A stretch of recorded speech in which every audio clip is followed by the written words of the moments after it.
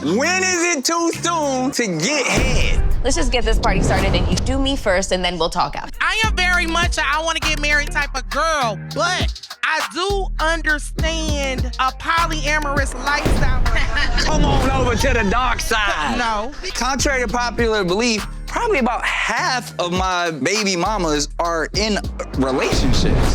Oh, that didn't make the blog. Tonight on Nick Cannon at Night, one of the most iconic video vixens of all time, and now a podcast mogul herself, the one and only Melyssa Ford. A leading expert in love, sex, and relationships, Dr. Laura Berman.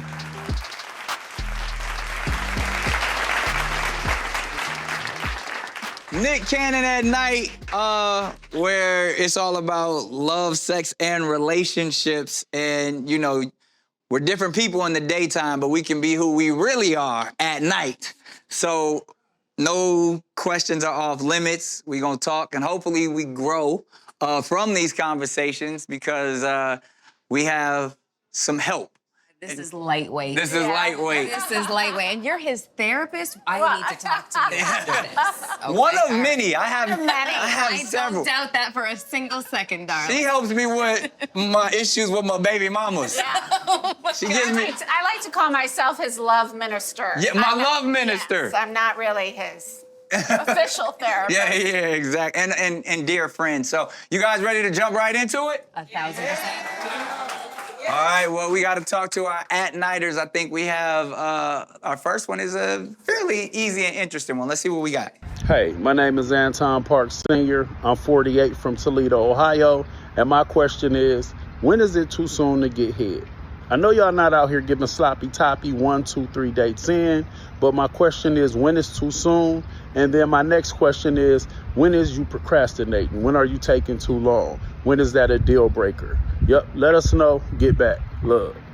Okay, right to it. When is it too soon to get head? Now, the question is, was he asking for himself? Or a friend. Or like, does he want head or does he want to give head? That's what I want to know, right? That was how I processed the question, is he wants to give it. Because he's just trying to jump right into it, like, hey, girl, like. By all means. Yeah. It's never too soon to give it. It's never too soon As to the give. receiver, it's The never receiver. too soon. But, You better know what the you're doing. yeah, you better know what you're doing. I would think, personally, from what I understand, when it comes to, you know, oral friendship. Yes. I'm going to use that. Or Yeah, oral or friendship. I think it's usually like foreplay. Yeah. And I think even in this generation, sometimes, like, they're starting to say, like, they rather do that than actual intercourse. Because, like, I mean, actual intercourse is like, now we go together type of energy. But the oral thing, so I would think, my opinion, maybe like second date. Wow. First date, I don't know you. Second date. Second date, somebody getting some sloppy toppy. Yeah. Well, I think there's no right or wrong. What I thought was interesting about his question is the second part. When are they procrastinating? So what that means to me is that he's with someone, he wants oral sex, and his partner isn't willing to give it. She playing games. Yeah, well, she doesn't want to for some reason, right? So that's the thing. If you want to, then there's no right or wrong time to do it. But to me, that's what the question was about: is what do you do when you're with someone and they don't want to? See, the doc always reading into it. I'm reading into She said she saw the problem. I She saw the all trauma. layers. Listen, Linda, listen, okay? As women, we have to read Yes. through, it's like algebra for us. You know, like it is a massive math equation. Like, okay, if it's too soon, is he gonna respect me? Or if I do this and do that, it's just thinking a hole in our heads. Yeah. I'm just literally like, let's just get this party started and you do me first and then we'll talk afterwards. Oh, That's okay. Ladies, is That way you got your cards on the table and I feel like this is now a safe space, Yeah. right? Okay. Absolutely. So the best way he can get a blowjob is by giving Is that the clinic? Yeah. Is that the clinical term? Blowjob? fellatio. Okay. See, that's not fair to the fellas, though. No, it Why? is. It's It totally is. fair. So in order for me to get pleasure, I gotta please you first. But it should pleasure you to please me. Yeah. And I Bars. always told my boys, that they shouldn't put their penis anywhere they wouldn't put their mouth. Bars. Bars. My mama ain't never taught me that, but that is some great wisdom. I'm all right. Moving right along. That was a great first question. Even though I still don't think it's fair, but I'm picking up on what you said, to be honest. Like, he's asking that question because he's not really Yes. getting what he wants. He's not getting what he wants. So, shouts out to you, my brother. Yeah. Good luck to Hopefully you. you get all the head in the future for you. So let's go to one more question or story. Hi, my name is Angela Pushnock. I'm located in Dallas, Texas. I'm 36 years old.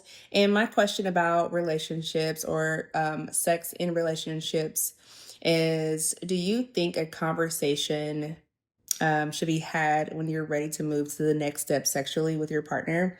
Whether it be stepping into things like bondage or things like dominant and submissive, or do you think that can happen naturally or occur naturally in a relationship? How do you naturally just pull out a cat of nine tails and say, I'm going to flagellate you? Like, how do you naturally just do that? I naturally have handcuffs in my bedside table and I'm going to hook you up to my back. Like, how is that natural? First of all, shouts out to flagellate. I don't even know that sounds, that's a good vocabulary word right there. But yeah, that's a little. That's I think we should introduce those two people. The dude who wants some head and her who want to meet. They need to meet. That's her second step? Yeah. That's her second step? I thought second step was like, foreplay. Yeah. But She want to tie mother up. Yeah, she's into that. Well, I would say Doc? they need, the biggest thing, especially when you're getting into bondage and S&M, is consent. Yes. Right? So, yes. and even more important, or as important, is You got to sign a permission slip? No, An NDA and but a permission but slip. I mean, maybe you do. It's up to you. It depends. Like you probably do. But it does. But you also need a safe word. Safe pineapples. Yes, or pumpernickel, or something. Pumpernickel. Something you wouldn't normally say. I don't like pumpernickel because that sounds like she might call me something else. So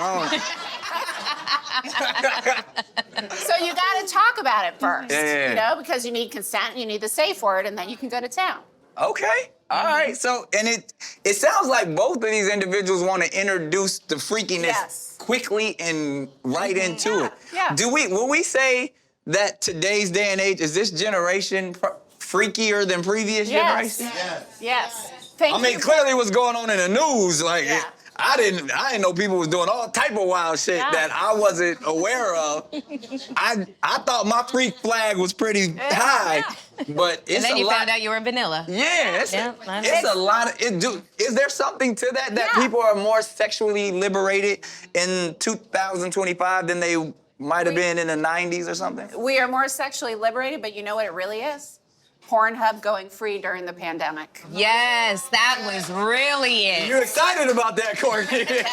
She's like, free Pornhub, yes. That is what did it, because then, and first, everybody's stuck at home watching porn, but now it's become a thing, and so they're learning and being exposed to a lot of freaky stuff that they wouldn't have necessarily had access to. Interesting. And I'm gonna be honest, that's one of the reasons why I wanted to have this show, because this obviously is an educational platform as much as we're laughing and having fun, but sexual wellness has become like a real thing. Oh, yeah. Sure has. Like to where you got to understand where the boundaries are, how to have the conversations, what's healthy, what's Where the unhealthy. clit is. Yeah, that's very important.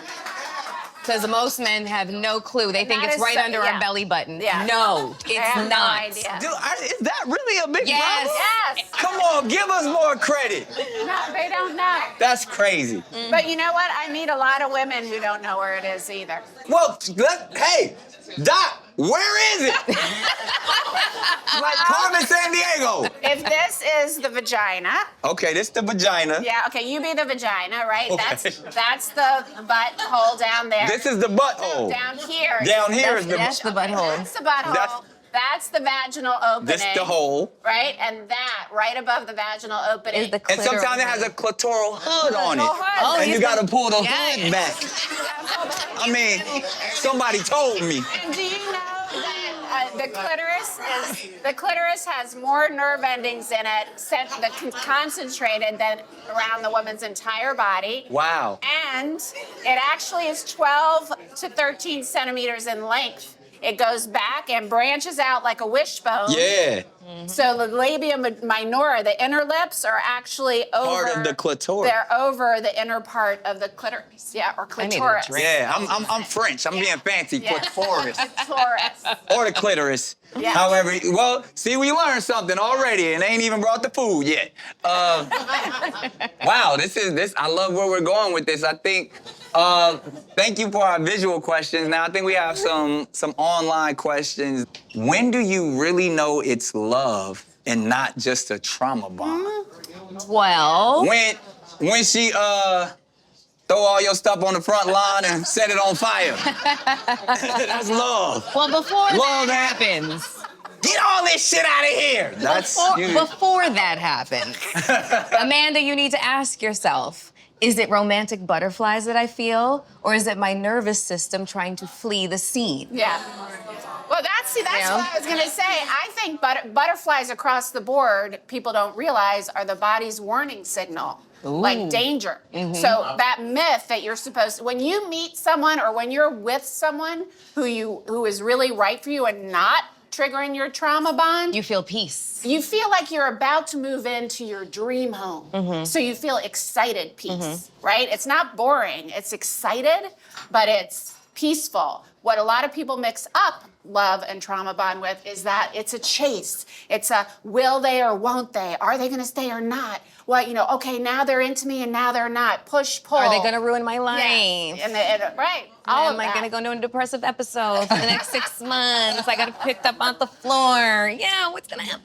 But see, I actually want to talk about that because a lot of people may or may not know what a trauma bond is. Now, Good question. okay, I'm gonna give my definition and then she gonna give the real definition. You might have the real. My definition of trauma bond is when y'all are super toxic with each other. Yeah. Like in that sense, it probably started from a place of where you thought you were really caring passionately for one another, and then it morphed into stuff to where y'all, like, even like, yelling in passionate love, fighting all the time. We fighting because she loved me. Yeah. That to me would be the idea of a trauma bond. Or where you've experienced something together that brings you closer together is another That's definition. an interesting Or- interpretation of it. Let yes. me put one out there. Go ahead. And then you tell us gonna tell you. who's closer or if we're totally off the Yeah. map.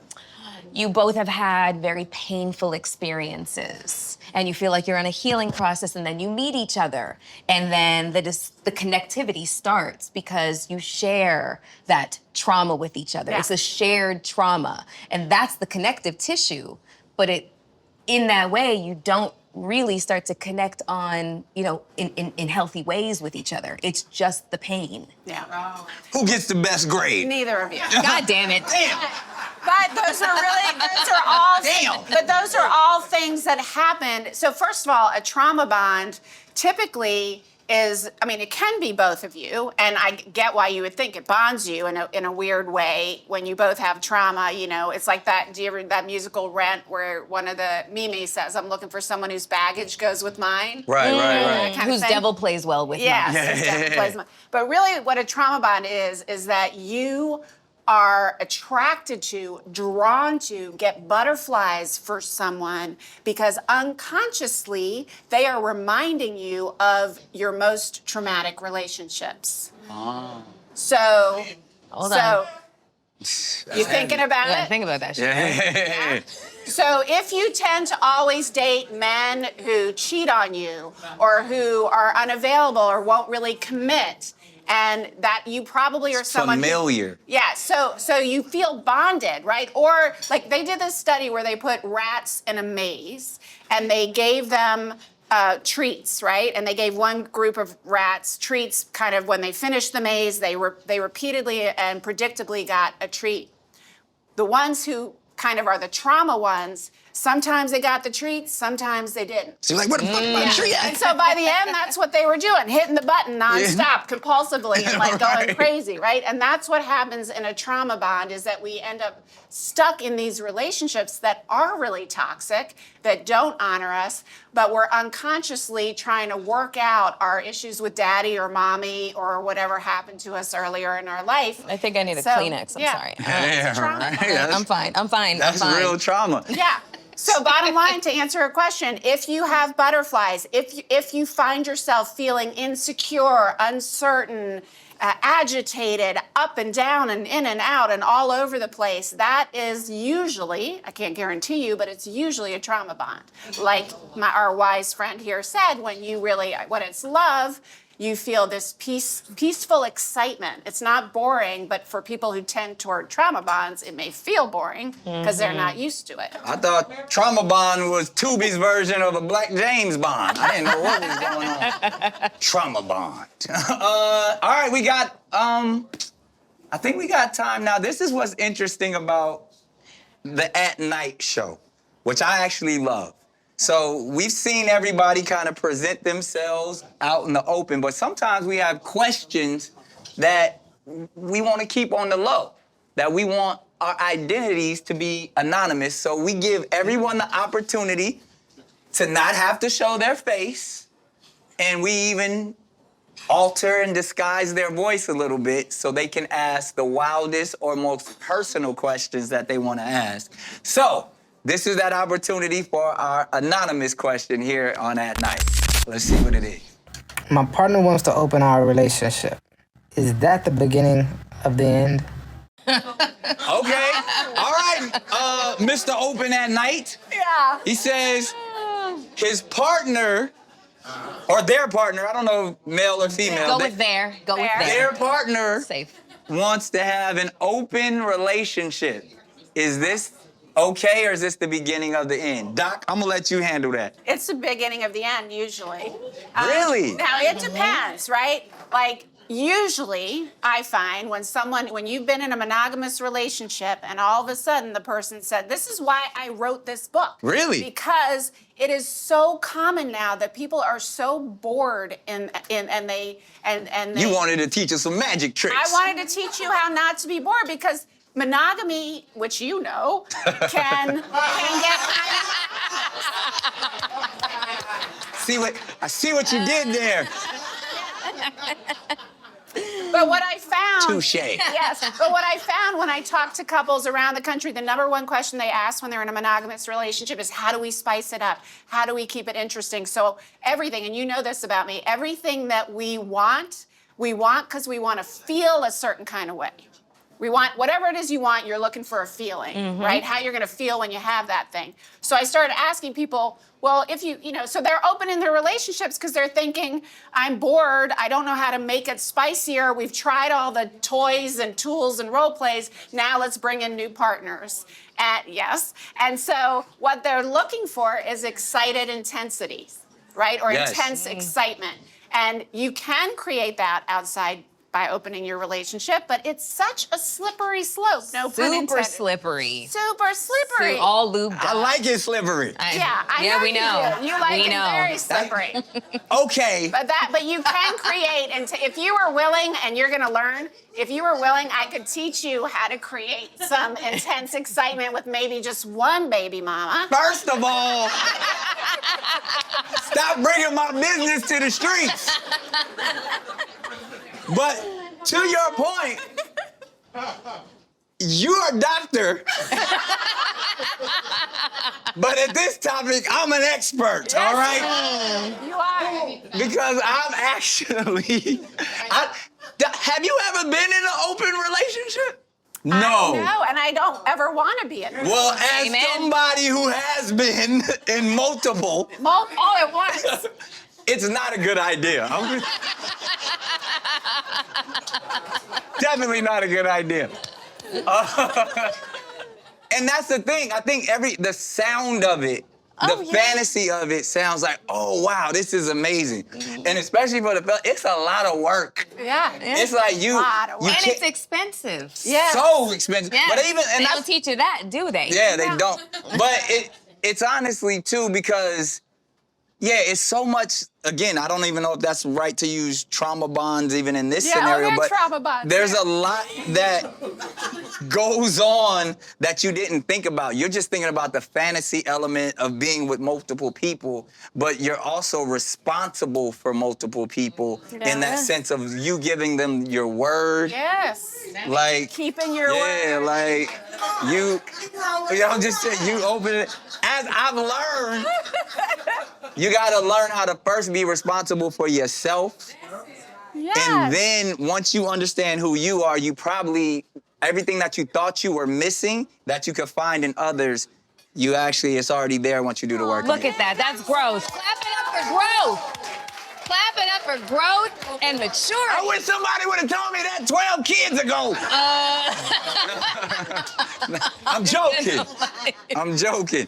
That was a great anonymous question. It was fantastic. It was really good. So now I think is that opportunity because y'all been lively. I love it. Yeah. I think we have an opportunity, and I see her hand up already. Dr. Laura, Yes. I understand what you're saying about the poly being the end to the beginning of the end. But sometimes women just need a break. You know what I'm saying? Like, So you want another one? no, Nick think he in control, right? But that's not the case. They be getting tired of him. They be like, go on to the other one house. You know what I'm saying? I was with this dude, for real. And he had a girlfriend, and once we started talking, I was like, this bitch needed a break the whole time. I see why she lets Sit you that go. right back. I said, baby, that's you. You want the commitment, boo. I just wanted the dick. So that's why, you know, So, you know what I'm saying? so It no, varies. that's interesting from a woman's perspective. It varies. Courtney is Just- great. Are you saying you're open to the openness if you could schedule it correctly? Nick, it's crazy because you've known me through this journey and things have changed. I am very much a I want to get married type of girl, but I do understand a polyamorous lifestyle because, no. Come on over to the dark side. Because sometimes you just need a break. Okay, so she said go. Let's put it like this though. If we're having a conversation about openness, if you had an arrangement with your significant other that said, you know, at times this is me, you know me. At times, you know what? I want a free week Like with hall my pass, girls. hall passes. Or something. Is that? Are we willing to say, you go do you with your fellas, I go do me with my ladies, and we'll come back and act like everything is all good? I don't like the way you said it or something because that's not, I don't like that either. That's a break. I don't like that either. If you get to have a break, I get to have a break too. My break consists of my titties on the floor, watching TV, and rubbing my feet together. Your break is different. I don't know. He's absolutely right. I like it. We can all come to the breakfast table. Break. Yeah, just break. I see you in the weekend. Doc, this isn't logical? You don't think this isn't healthy, no matter how we put it? Go watch a movie, take a break, get a mani-pedi, get a massage if you need a break. That's a break. Take a few days off, for God's sake. You don't have to go and have sex with someone else, right? Okay. You don't. The man that really loves you and values you, he can't fathom he can't even imagine you being with another man. As soon as a woman gives up the pussy, you lose your man, or you lose what you could have got out of the situation, like the benefits, the perks, being taken care of. Now you a girl that give up the pussy easily to another man, so I can't invest in you. So you gotta hold it down. Even if your man keeps sleeping with other women, you gotta just hold it down unless you leave that situation. I disagree with that. Until you leave the She situation. didn't me until that. No. All right. I like what she said. But that was very honest. Yes. That was very real. I think she's applying to be one of your parents. But here's the thing.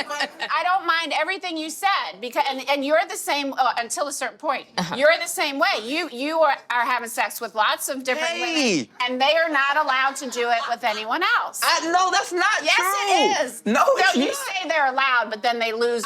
No, that's not what I said. Right, and I've grown even since then. I believe because of the lifestyle in which I chose, I don't make everyone else have to choose the same thing. So therefore, you are free to do whatever you please. But not keep you. I've grown. That's not true. Yeah. Wow. Now. I hope they're listening. Wow. If I find out you with somebody else. That's the deal breaker. So you can't. No. So they can keep it on the low, but they can't be courtside at the game. Dating, no, I just want you to guard of the Lakers. My thing, I just want you to be honest. Yeah. Okay. Don't go do some dirt and then play in my face. So then they honestly tell you, lie to me. I'm going to but sit if we have courtside at the game with my new boo. Yes. First of all, I mean, contrary to popular belief, probably about half of my baby mamas are in relationships. And I'm fine with that. That didn't make the blogs. Yeah, because the blogs want to make it. That did not make the blogs. Are you still in relationships, sexual and romantic relationships, with those women who are in other relationships? Huh? No, you are not. So I like everything you said except trauma bond alert, okay? That I gotta just put up with him cheating on me and having sex with whoever he wants, but I'm not gonna have sex with anyone else. And I don't think you should necessarily. Because that's great character. Thank you. It's one thing if it's one time and he sees the error of his ways and he's willing to work on the relationship. Okay, obviously you can work things out. I think you can absolutely repair after an affair. But I think it's wrong and not fair to say that it's okay. I'm gonna be monogamous. And I'm just gonna have, and you're not. And he's gonna be out here in these streets just screwing everything he thinks has a pussy. And I gotta suck it up for the sake of the relationship. And I see a lot of women doing that. And that is trauma bond. Every man is different. Literally every man, every situation is different. So if a man fulfills every other area in your life, he checks off all the boxes, but he cheats on you, you're just gonna leave everything that you built over time. Yes. That's crazy. You're gonna be. Every man is gonna mess up at one point. You're gonna be taking a lot of dicks. That's all I'm saying. I have with helipads on their house, and a bowling alley in their house. Yeah, you know what? I think she was just trying to say if he check off enough boxes, there's no need to go to another. Every man cheats. Is what you willing to put up with. Based off a round of applause, if you believe every man cheats, clap. Damn, That's bond. No. Man, hold on, because I got to keep it fair. So I'm going to say this. First of all, Doc, do you know this statistic? How many? No, I don't. Black men don't cheat. Shouts out to Carlos Miller. We're going to switch it and say, men, how do we feel about women cheating? By a round of applause, and do all women cheat?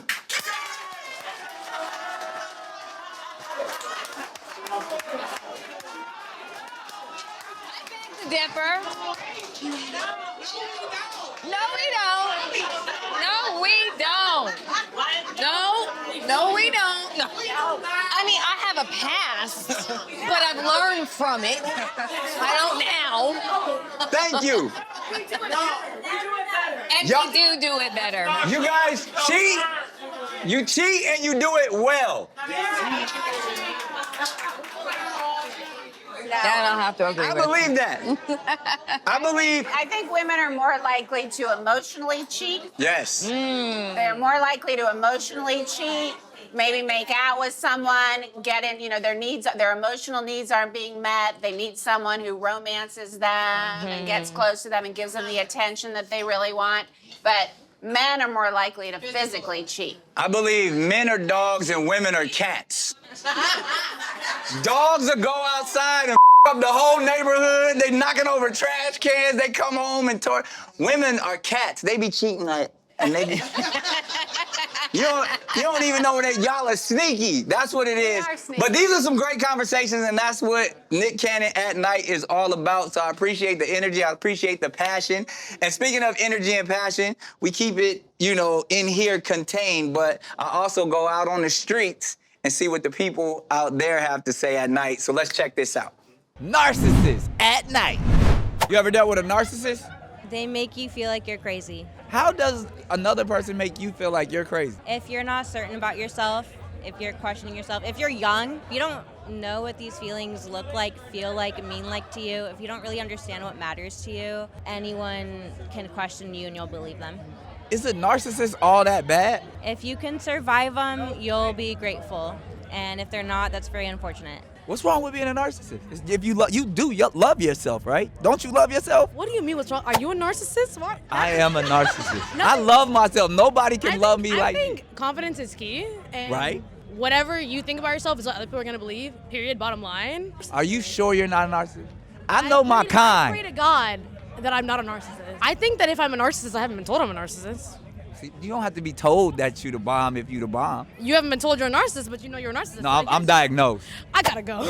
What is the definition of a narcissist? So insecure, they have the highest perspective of themselves, ego, that like any challenge to that, they respond in a way that's very abusive.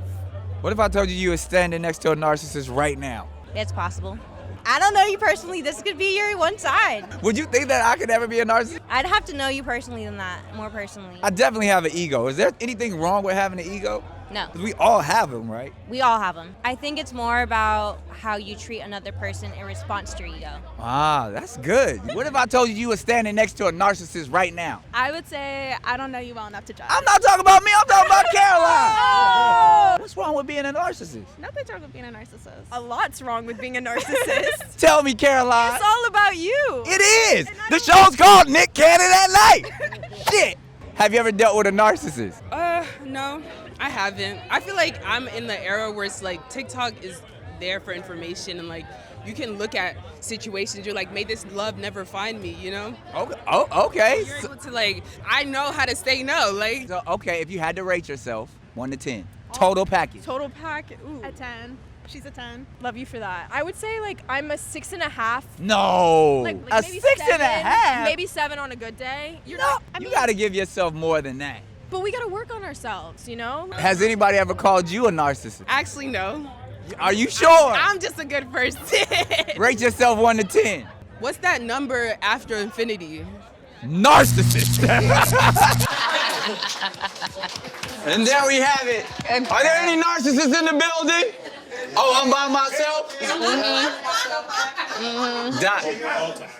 Doc, I mean, as we wrap this up, I mean, we joke about that, but I have been diagnosed with NPD, and we've talked about this to where, there's a spectrum. Yes. Luckily, on the spectrum with like rage, I don't have rage, and I don't lack empathy, I don't think. I think I'm very empathetic. But people don't, and at the center of it is confidence. Everyone should have confidence, but then it starts to get to overconfidence, arrogance, overly Delusions arrogant. of grandeur. Exactly. Yeah. Exactly. I'd say this with love. Yeah, that's the difference. Can we talk about this as we wrap this up? There's nothing wrong with having all the self-confidence in the world, and we should all love ourselves and rate ourselves a 10, even not that there can't be room for improvement. But that is different than, like you said, delusions of grandeur, and there is a continuum. But like when that young woman, I love her. She said it perfectly. When you are gaslighting people, when you're trying to control them, what's ironic about the narcissist, and you would disagree with this, but I swear to you it's true clinically, is that the reason narcissists become narcissists is not because they have an abundance of self-worth, but because they feel like crap about themselves and unlovable inside. I would and they agree. can so easily be wounded with the slightest little thing. We vulnerable. Yeah. So you're going around talking about how much you love yourself. I do. But I have to tell myself that to build up my confidence. Boo-boo. Got her. But you know what? This has been quite informative, right? Yeah. I really have to thank our guest. Y'all make some noise for Dr. Laura Berman, author of the new book, Sex Magic. Yeah. And Miss Hot and Bothered, the one and only Melyssa Ford. Thank you. If people want to follow you guys or get more of you, how do they do it? I am at Melyssa Ford on Instagram and all social handles, and Hot and Bothered podcast. Check it out. Yeah, and of course you. At Dr. Laura Berman or drlauraberman.com. All right, and there you have it. This has been Nick Cannon at Night. We out, y'all. Woo! Get ready.